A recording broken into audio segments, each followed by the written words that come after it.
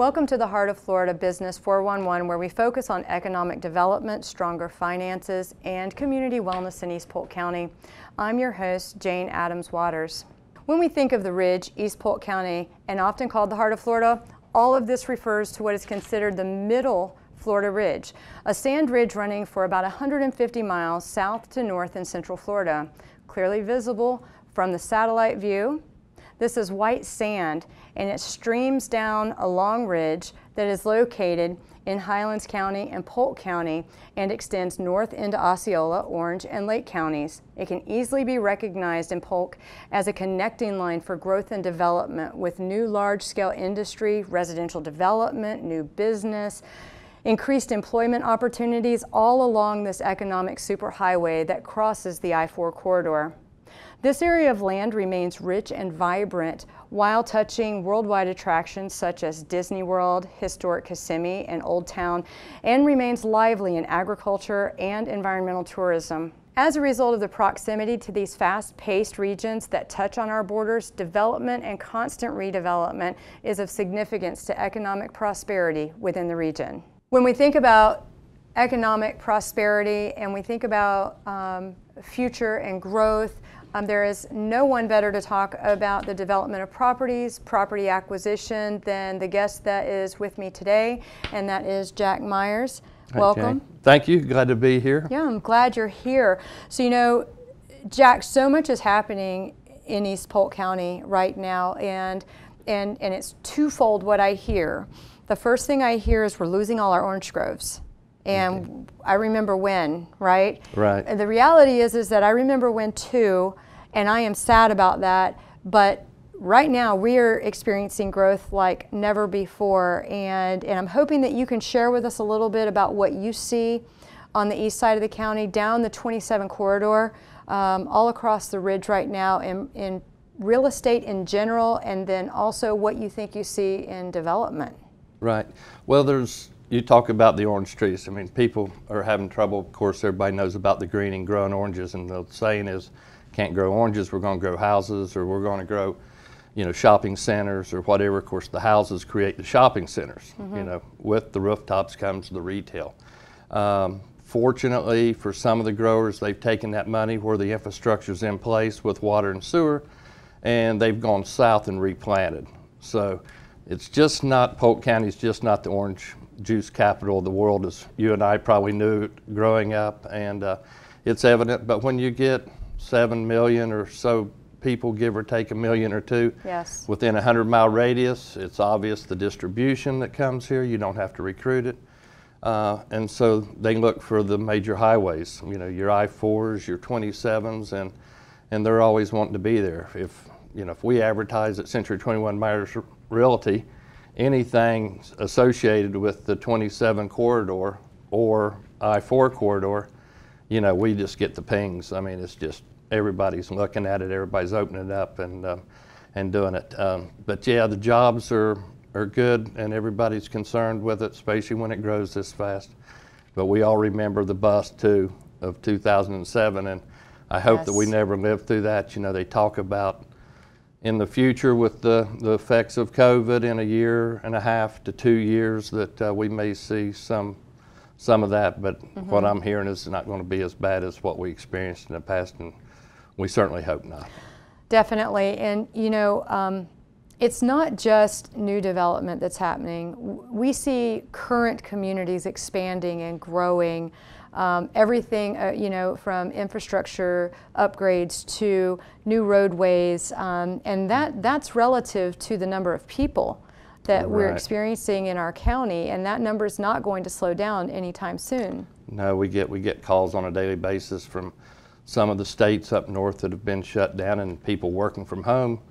Do you want to work from home from New York City and be in an apartment, or do you want to work from home in Polk County and not be constrained, you know, and be able to go outside? I mean, it's cold today, 50-something degrees, but ask them up north if it's cold right now. That's right. You know, so. No, that's right.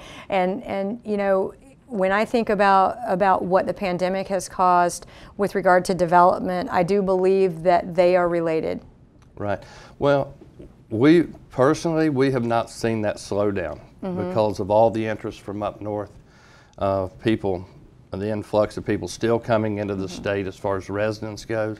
And like I said before, when you have rooftops, you have retail and you have growth. And then with the taxes on the rise in some of the northern states, you're seeing the companies come in here and expand and create new jobs. So yes, we are definitely land rich for those industries, and with that though comes jobs. With that comes increased monetary success for our communities, for sure.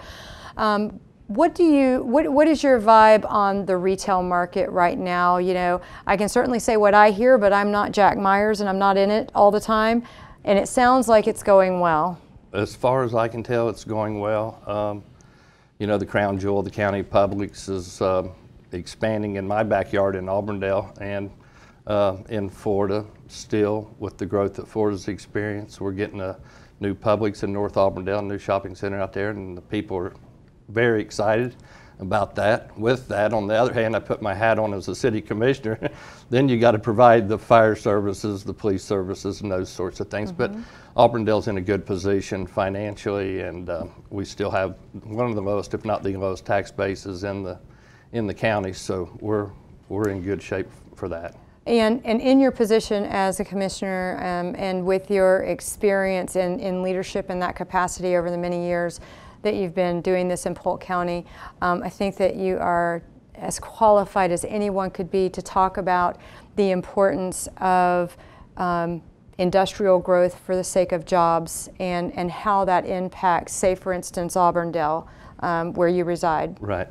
Well, I know just not only in Auburndale, but around Central Florida, we're running out of industrial zoned land, and there's still a big need for industrial. So that causes the prices to go up, which costs more in the end for the end product that you get. But yeah, industrial land, in fact, we've done some talking and visioning as far as Auburndale, because we're about out of industrial land. Haines City, on the other hand, is fortunate that they had the foresight to go ahead and create a huge industrial park, and the places in Auburndale that are still left that are viable are still, being vetted and that sort of thing. So, the opportunity on 27 with the industrial park that Haines City, that's a huge tax base for the city. Most definitely. And that sure helps with everybody else. Most definitely. And for as much as we wish that government could be for free, it is a business, and we do require taxes to see services rendered, and some of those upgrades in community that we've talked about